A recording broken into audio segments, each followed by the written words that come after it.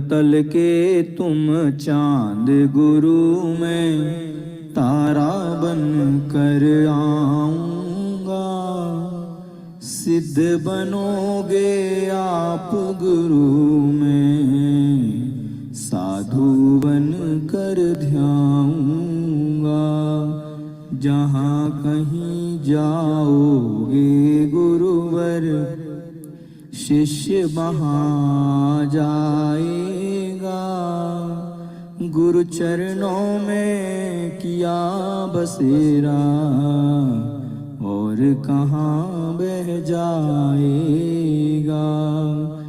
गुरु चरणों में किया बसेरा और कहाँ बह जाएगा।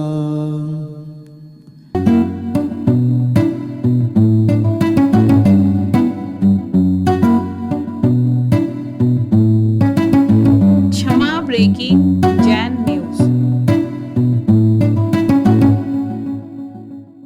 जय श्री ओम नमः सिद्धेभ्यः। नवतल के तुम चांद गुरु में तारा बन कर आऊंगा। सिद्ध बनोगे आप गुरु में साधु बन कर ध्याऊंगा। जहाँ कहीं जाओगे गुरुवर शिष्य वहाँ जाएगा। गुरु चरणों में किया बसेरा और कहाँ बह जाएगा। गुरु चरणों में किया बसेरा और कहाँ बह जाएगा। जय बोलो कुंडलपुर के बड़े बाबा श्री आदिनाथ भगवान की। जय बोलो मूल नायक के गजारार श्री चिंतामणि पार्श्वनाथ भगवान की। जय बोलो संत शिरोमणि आचार्य भगवान गुरुवर श्री विद्यासागर जी महाराज की। मजा नहीं आया, दोनों हाथ खड़े करके आज तो चलो आचार्य भगवान गुरुवर श्री समय सागर जी महाराज की। परम पूज्य मुनिवर श्री निष्पक्ष सागर जी, निष्प्रह सागर जी, निष्काम सागर जी महाराज की। आज के महा महोत्सव की बहुत कम समय में हम छोड़ेंगे। अन्य दर्शनकारों में महापुरुष का जन्म होता है दुष्टों के संहार के लिए। अन्य दर्शनकारों में महापुरुषों का जन्म होता है दुष्टों के संहार के लिए। और जैन दर्शन में महापुरुषों का जन्म होता है पुण्यात्मा के उद्धार के लिए। पूज्य आचार्य भगवान का जो जन्म हुआ वो हम जैसे कितने सारे पुण्यात्माओं के उद्धार के लिए उन्होंने सृष्टि पर जन्म लिया था। आप लोग देखते होंगे अन्य संप्रदाय में, अन्य दर्शनकारों में जब भी कोई महापुरुषों का जन्म हुआ है तो बताते हैं कि किसी दुष्ट के लिए मारने के लिए उनका जन्म हुआ है। लेकिन जैन दर्शन में महापुरुषों का जन्म पुण्यात्मा के उद्धार के लिए होता है। बंधुओं, जन्म लेना कोई बड़ी बात नहीं है। जन्म तो हर व्यक्ति लेता है और अपने अपने हिसाब से भी जन्म लेता है। जन्म लेना कोई बड़ी बात नहीं, लेकिन जन्म सार्थक करना ये बहुत बड़ी बात होती है कि हमने जन्म तो लिया है लेकिन हमारा जन्म सार्थक है या नहीं है, बस इस कारण को हमने ढूंढना पड़ेगा। पूज्य आचार्य गुरुदेव ने अपना जन्म जो रहा बंधु, उन्होंने अपना जन्म सार्थक किया और उनके जन्म के सार्थक होने के साथ साथ में हमने उनके काल में जन्म लिया, इसलिए हमारा भी जन्म सार्थक है। इसलिए हम लोग उनके लिए उपकार की दृष्टि से ये पर्व मनाते हैं। हमको विचार करना है कि क्या हमारा जन्म सार्थक हुआ है या नहीं हुआ। विचार करना है हमारे लिए कि हमने जन्म होने के बाद ऐसे कौन से कार्य किए हैं कि जो व्यक्ति कहे कि नहीं, इस व्यक्ति का जन्म लेना सार्थक है। ये व्यक्ति जन्म से रोता है, वो जन्म से रोने के बाद अंत समय में जाता है तो व्यक्ति को रुलाता है। क्या हमने अपने जीवन काल में ऐसा कोई सत्कार किया है कि व्यक्ति के जाने के बाद ये लगे, या व्यक्ति के जाने के बाद उसकी कमी खले हमारे लिए कि नहीं ये व्यक्ति बहुत अच्छा था। बंधु, भले आचार्य भगवान हमारे बीच में अभी नहीं है, देह की दृष्टि से बात कर रहा हूं, लेकिन कभी नहीं लगता कि उनकी कमी कभी महसूस होती ही नहीं है। कहते हैं ना, कुछ लोग दुनिया में खुशबू की तरह होते हैं, कुछ लोग दुनिया में खुशबू की तरह होते हैं, रोज महसूस तो होते हैं लेकिन दिखते नहीं हैं। कुछ गुरुदेव हमारे ऐसे ही हैं, वो उस खुशबू की तरह हैं जो महसूस तो हमारे लिए होते हैं लेकिन वो हमारे लिए अब दिख नहीं रहे हैं। ऐसे गुरुदेव ने ऐसे ऐसा कौन सा साधना तपस्या उन्होंने की थी, या मैं तो ये कहता हूं उनकी साधना तपस्या हो सकती थी कि वो निर्वाण को प्राप्त हो जाती, लेकिन अगर वो पहले निर्वाण को प्राप्त हो जाते तो हम लोगों का क्या होता। इसलिए उन्होंने सृष्टि पर अगर अवतरण किया तो हम जैसे पुण्यात्माओं के उद्धार के लिए जन्म लिया उन्होंने।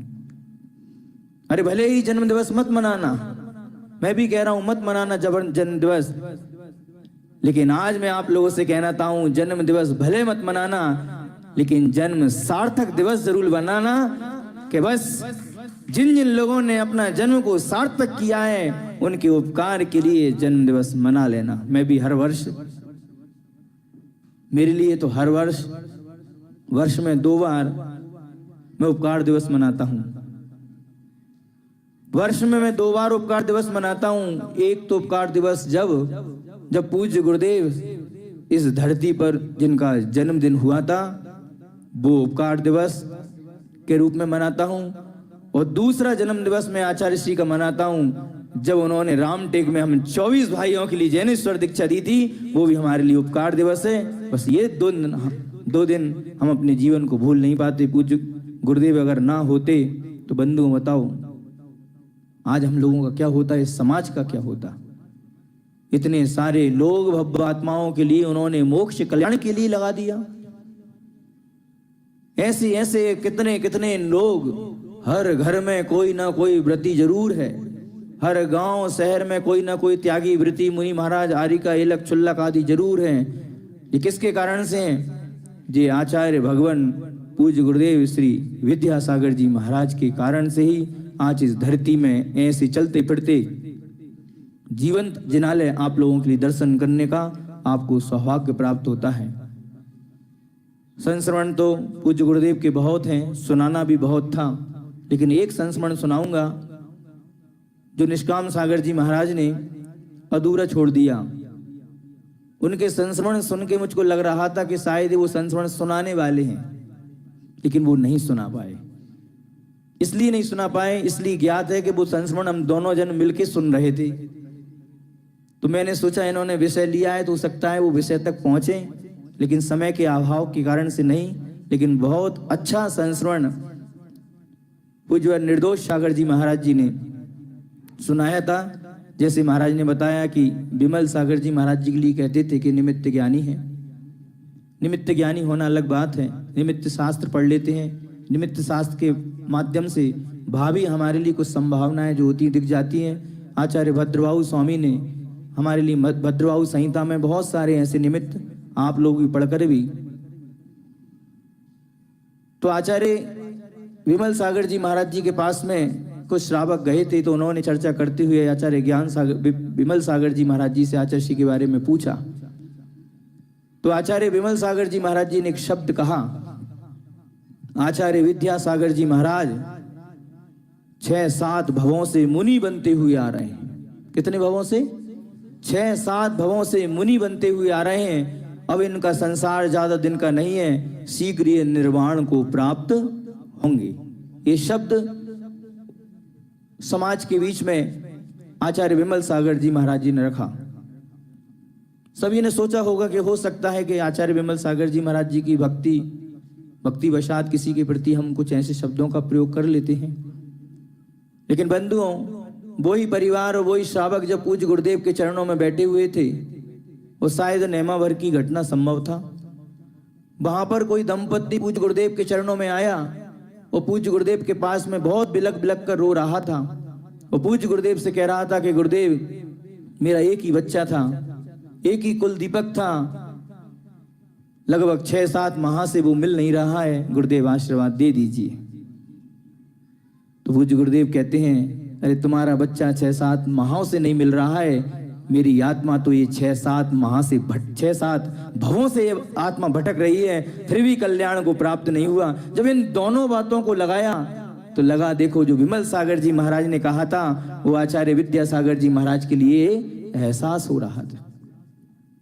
ऐसे संस्मरण पूज्य गुरुदेव के लिए गुरुदेव सब जानते थे। गुरुदेव के पास में एक पंडित जी आए और उन्होंने कहा कि आचार्य भगवान, चौथे काल में तो ऐसे ऐसे चमत्कार घटित होते थे, जब भी दिगंबर साधु विहार करते थे, आहार करते थे तो रत्नों की वर्षा हो जाती थी। जब भी साधु विहार करते थे तो आकाश में फूल उग जाते थे, रेत से तेल निकलने लगता था। ऐसे ऐसे आश्चर्यचकित घटनाएं घटती थी, लेकिन पंचम काल के साधु में अतिशय नहीं है, ऐसा क्यों? पूज्य गुरुदेव के पास में एक प्रश्न रखा। गुरुदेव तो बहुत कम शब्दों में बहुत अच्छा जवाब दे देते हैं। तो पूज्य गुरुदेव ने उनसे कहा, पंडित जी, आप पंचम काल के साधु का अतिशय देखना चाहते हो क्या? अरे तुम क्या जानो पंचम काल के साधुओं का अतिशय? तो ने कहा, महाराज बताने की कृपा करें, कोई ऐसा अतिशय बताओ कि जो लगे कि नहीं हम पंचम काल के साधुओं में अतिशय होता है। तो पूज्य आचार्य गुरुदेव कहते हैं, तुम पंचम काल के साधु में अतिशय देखना चाहते हो, तो पंचम काल के साधु में सबसे बड़ा अतिशय है कि निर्दोष रूप से दिगंबर धारण करके वो अपनी निर्दोष रूप से चर्या का पालन कर रहा है। इससे बड़ा अतिशय इस पंचम काल में हो ही नहीं सकता। सच्चा साधु क्या है? निर्दोष रूप से अपने चर्या का पालन करना है। वो क्या है? सही दिगंबर साधु ये पंचम काल का सबसे बड़ा अतिशय है। तुम लोगों से अगर हम कहें एक बार ऐसे घूम के चलो कमरा में घूम लो, ऐसे कमरा में घूम सकते हो क्या? नहीं, बहुत बड़ी बात है। दिगंबरत्व के साथ में अगर कोई साधु, पहले के साधु चौथे काल में साधु जंगलों में रहते थे, निमित्त के साधन नहीं मिलते थे, लेकिन पंचम काल में तो तुम लोगों के बीच में रहना पड़ती है। और तुम लोगों के बीच में रहने के बावजूद भी अपने दिगंबरत्व को सुरक्षित रखते हुए निर्दोष रूप से अपनी चर्या का पालन करें, बंधु, इससे बड़ा अतिशय और चमत्कार हो ही नहीं सकता। आचार्य गुरुदेव ने उस स्थिति में उस चकाचौंध में भी और आचार्य श्री ने अपने निर्दोष रूप से अपनी चर्या का पालन करते हुए दिगंबरत्व की ध्वजा लहराई है, समृद्ध की ध्वजा लहराई है। और आज आचार्य गुरुवर, ये समय जो है, ये सदी जो है, वो आचार्य गुरुवर श्री विद्यासागर जी महाराज के नाम से जाना जाएगा। युगों युगों तक पूज्य गुरुदेव के नाम से सदी जानी जाएगी कि ये पंचम काल में। और आप लोगों का भी बंधुओं बहुत सौभाग्य है, आप लोगों का भी बहुत सौभाग्य, और हम भी अपने आप के लिए बहुत सौभाग्यशाली मानते हैं कि इस ऐसे कलिकाल में भी पूज्य आचार्य गुरुवर श्री विद्यासागर जी महाराज जी के समय में हम लोगों का जन्म हुआ। अब जो आगामी बच्चे होने वाले हैं, बताओ, जो आगामी बच्चे होने वाले हैं उनको तो गुरुदेव की शक्ल भी नहीं मिलेगी, मात्र फोटो में दिखेंगे कि ऐसे आचार्य गुरुवर श्री विद्यासागर जी महाराज थे। तुम अपने आप के लिए धन्य मान लेना। मैं तो कहता हूं जिन जिन लोगों ने शरद पूर्णिमा के दिन जन्म लिया है वो भी बंधुओं बहुत धन्यवाद के पात्र हैं। उन्होंने अपने जीवन को तो सफल कर लिया है। इस संसार में 2-2 चांद का जन्म हुआ। कौन सी दिन, कौन सी तिथि? शरद पूर्णिमा की।